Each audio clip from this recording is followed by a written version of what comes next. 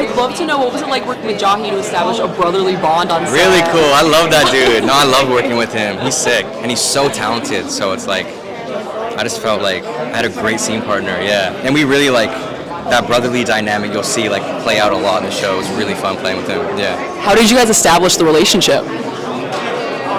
You know, you just chop it up like when you meet anybody else in the street. You know, I mean, it's like meeting your friend at work. You know, you gotta. Like I work at a restaurant, so it's like you got to work with your coworkers, and you know you become friends with your coworkers. So I think it was just that. I mean, obviously at first you're like, hey, how are you? You know, what's up? I am Evan, but no, yeah, we got real comfortable, so it was cool. Yeah, it's good working with them. I hope you're not still working at the restaurant. Are you still working? I am. Yeah, you should come. Yeah, I'll take good care of you. I'm a server. I'm a really good server. Wait, where do you serve? So it's in Vancouver, or it's not in Vancouver, but it's close to. It's at a beach called Crescent Beach. I'm gonna blow this up, and everybody's gonna go there. I should get a pay raise for it. Yep. So it's called Seahorse Grill, and very small restaurant, but yeah, I'm a good server. I'll take good care of you. Oh my God. Yeah. Well, thank you. I'll have to go. You'll have to go. Yeah. This show particularly is like the main theme is like not settling for. I don't know what's expected or what kind of reality is in front of you. I think you're choosing to do more and be more and do something greater. And I think that's going to be inspiring to viewers. And I think another big thing for the show is it takes place in the 60s, which is like civil rights and race plays a huge role in it. And I think it's a refreshing to not have that be the tone and the main point. And it's refreshing to see a black family like in a different light. And yeah, I think I'd love to see that, yeah. I just have one last question. What was the audition process like for this? So, audition, and I don't get callbacks. I mean, well, you get callbacks, but like rarely. It's hard to get callbacks, and I got a callback, so I'm freaking out, and then the strike happened. So then nothing. After the strike happened, nothing. So you forget about it, and then like a random Tuesday, they're like, we need to fly you out for a camera test, and I'm like, let's go, like, let's do this. And came back, flew me back out for another camera test, and I'm like, I'm not seeing any other Einsteins here. Is that a good sign? Like, is that me? And like, still don't hear anything. I go back home, and then weeks and weeks go by, and I finally got a call, and oh my gosh, my 10-year-old self was like screaming. So yeah, really hyped. Yeah. That's awesome. Well, congratulations. Thank you so much. What drew you to the character of Hampton, and how did you approach portraying his journey after incarceration? Well, I have 4 kids and a very quirky family of my own, and so there was actually something very relatable for me about the Chambers family. But if I'm totally honest, what drew me to it was Paul Hunter. You know, he approached me with this short film called Government Cheese that we made 6 years ago.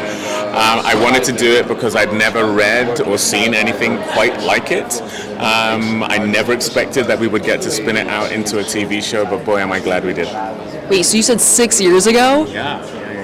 So what is it like seeing it finally come to fruition? It's a premiere next month. Talking to you here on a red carpet in Austin at the South by Southwest Festival is truly surreal. I mean, we shot it in 4 days just after the Christmas break 6 years ago, and I did it just because, you know, I just felt Paul was an incredible voice, an incredible mind. I liked him as a person, and I thought, yeah, let's go and create this fun thing. So to be here with Apple having help us make 10 episodes of it is pretty surreal. Awesome. And with that, as both star and executive producer, how did your dual roles influence the development of the show? I really felt like I was there to be a custodian and a guardian of Paul's vision. I just really love his mind. I love the tone of the show. I love the quirkiness of the family. I love the sort of religious iconography that we managed to get into the show. There are so many things that, you know, to be perfectly frank, with other streamers, other studios, they would probably resist some of the elements that we had here, but not Apple. You know, an Apple original is actually an original, and that was something that I was very keen to maintain as a producer. But to be honest, we had partners who were down for the ride as well. I'd love to know how you got involved in this role and how you met everyone.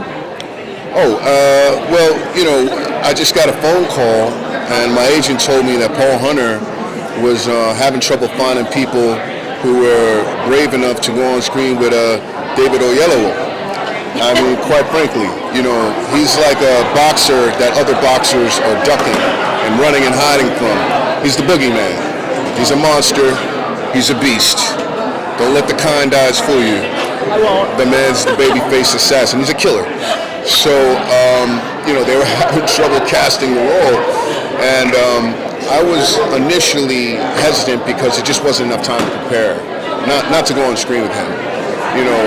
But after a while, we worked it out. They gave me some time to prep. And then, I love Paul Hunter's work. And the idea of working with the two of them, it was just something I wasn't going to pass up. So once we worked out the prep time issue, I was on board 100%.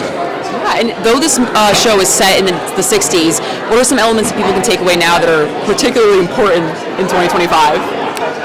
It depends on the individual, but for me, I would think the idea of maintaining your own moral compass, having unfettered ambition, believing in yourself, being a dreamer, being able to get back up after you've been knocked down, and being in tune with who you are and what works for you, what doesn't work for you, and being able to ignore the naysayers, because there's a lot of followers lately. There's a lot of people following whatever kind of demagogue or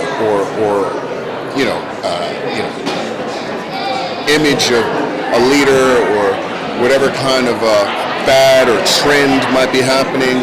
But now more than ever is a time for individuals to look within and see what matters to them most. And if it means walking alone, then that's what you have to do sometimes.